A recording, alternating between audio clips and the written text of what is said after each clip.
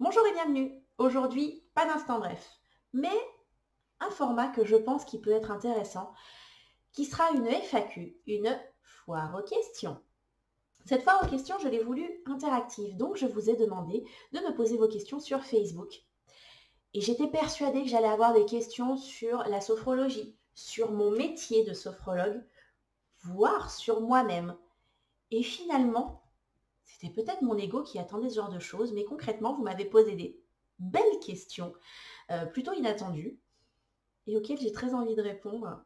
Mais certaines vont avoir une connotation qui va plaire à mon ego, je pense. Je relève le défi d'y répondre sans script, sans avoir anticipé les réponses que je vais vous donner, et simplement en disant ce que j'en pense. On verra bien si ça vous parle ou pas. Première question. Comment faire comprendre qu'un trouble en 10 ne se voit pas, mais que pourtant il existe? À ça, il y a plusieurs choses qu'il faut envisager. C'est-à-dire qu'un trouble en 10, on ne le choisit pas. Mais au même titre qu'on ne choisit pas d'avoir la grippe, d'avoir un rhume, de tomber en dépression, d'avoir la varicelle.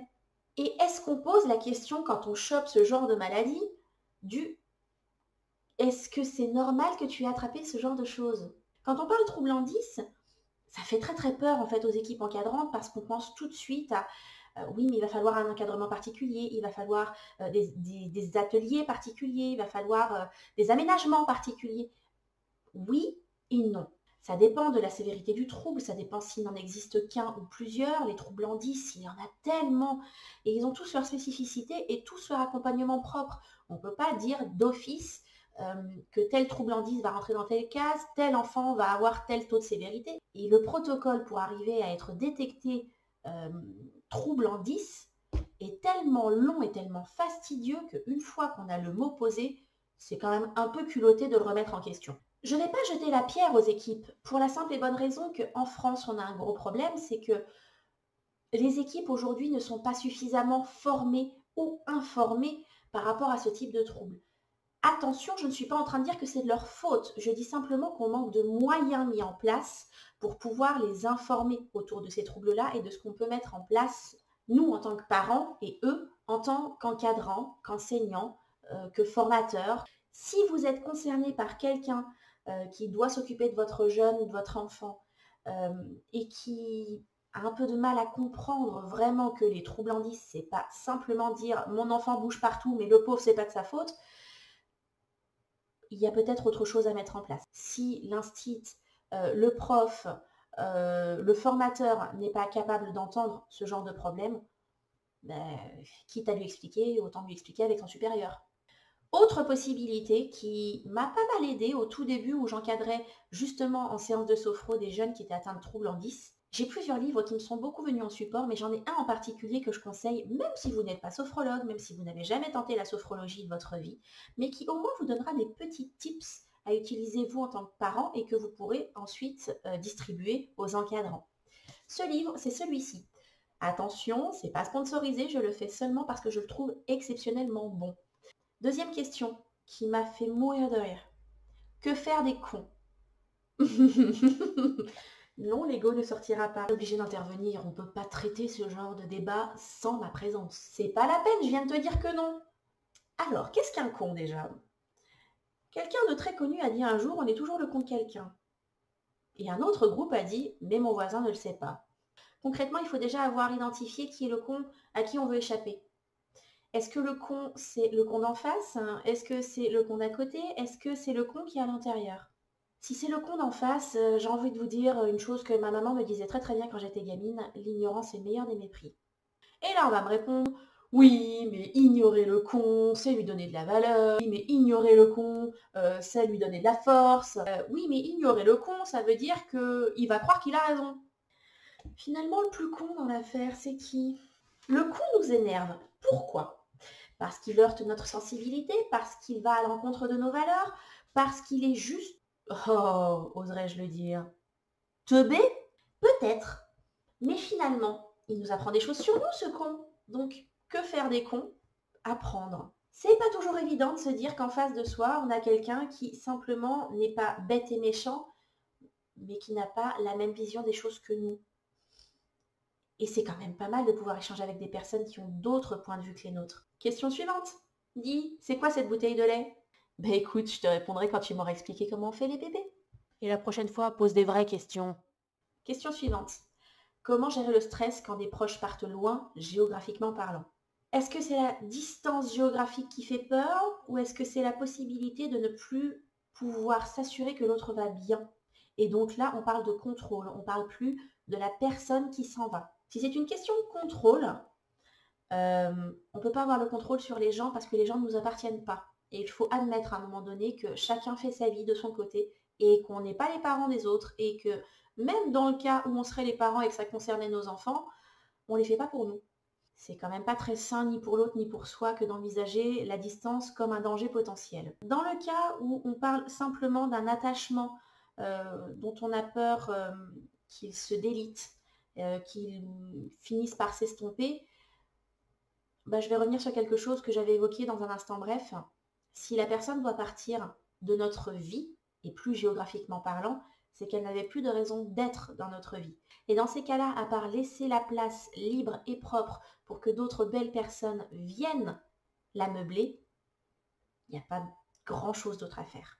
Et puis au pire, le stress, en dehors de tout ce qu'on a déjà pu expliquer sur le souffle, sur la position, sur la posture, un petit verre et on n'en parle plus.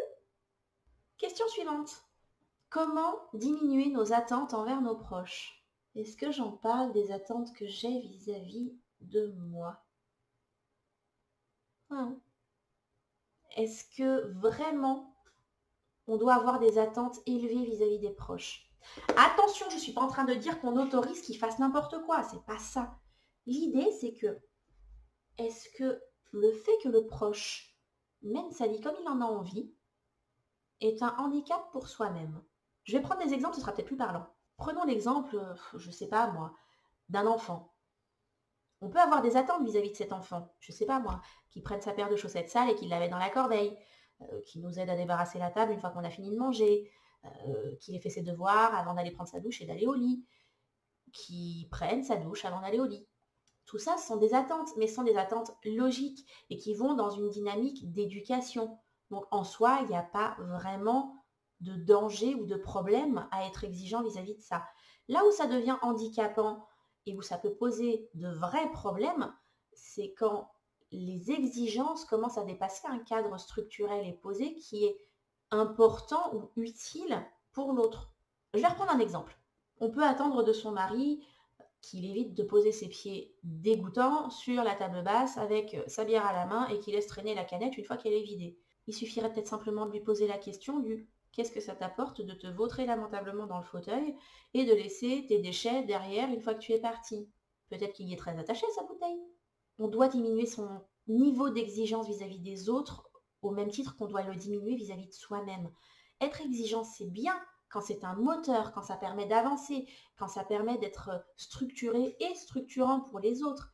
Mais si soi-même on impose son point de vue, sa façon de faire, sa façon d'être à tout le monde, on n'est plus une personne à écouter, on devient un tyran. Arrête d'être la maman chiante, arrête d'être la copine qui encadre tout, tout le temps, arrête d'être le mec qui attend la perfection. T'es juste lourdingue. Si on se souvient un petit peu de comment on apprenait les choses quand on était enfant, rappelez-moi, ça passait par quoi? Bah, ça passait souvent par le fait de faire ses conneries soi-même et puis comprendre. Si le problème c'est simplement d'éviter à l'autre de faire la bêtise pour comprendre, bah, c'est pas lui rendre service. Question suivante. Qui de l'œuf ou de la poule? Poulet. Je peux plus rien pour elle. Dernière question. Comment être en adéquation avec ses valeurs en tant qu'être singulier au sein d'un groupe? Alors là, va se poser la question du pourquoi être en groupe implique qu'on n'ait plus le droit d'être soi-même. Un groupe n'est pas forcément homogène. Le principe même du groupe d'amis, c'est justement qu'on a des personnes qui vont beaucoup nous ressembler et d'autres qui n'auront absolument rien à voir avec nous et qui vont nous apporter un certain équilibre. Si dans un groupe, vous ne vous sentez pas à votre place, c'est que concrètement, il y a quelque chose qui coince parce que ça heurte vos valeurs, parce que quelque chose vous a choqué, parce que quelque chose ne vous est pas convenu. Mais, je mets quand même un mais. Si on vient à vous reprocher d'être dans l'individualité alors que vous êtes en groupe, ça va dépendre de à quel point vous êtes individuel. Si vous êtes au travail et que vous devez faire un travail de groupe et que c'est tout pour ma pomme et rien pour les autres, oui, effectivement, vous allez avoir un sérieux problème, mais plutôt lié à votre ego. Si par contre, on vous le reproche simplement parce que vous essayez d'apporter quelque chose et que ce quelque chose est rejeté par le groupe, le problème ne vient pas de votre individualité, mais vient du groupe. Allô, tu existes. Ton groupe, il peut attendre un peu. Voilà, j'espère que ce mini échantillonnage de FAQ apportera quelque chose de positif, que ça vous aura plu et qu'on aura l'occasion d'en faire d'autres. En tout cas, moi j'aimerais bien ça. Après, c'est vous qui me dites. En attendant, c'est comme toujours, si vous avez aimé, petit pouce en l'air, on partage, on en parle autour de soi. Et bien entendu, pensez bien-être. Pensez à vous. Abonnez-vous. Et c'est qui le chef?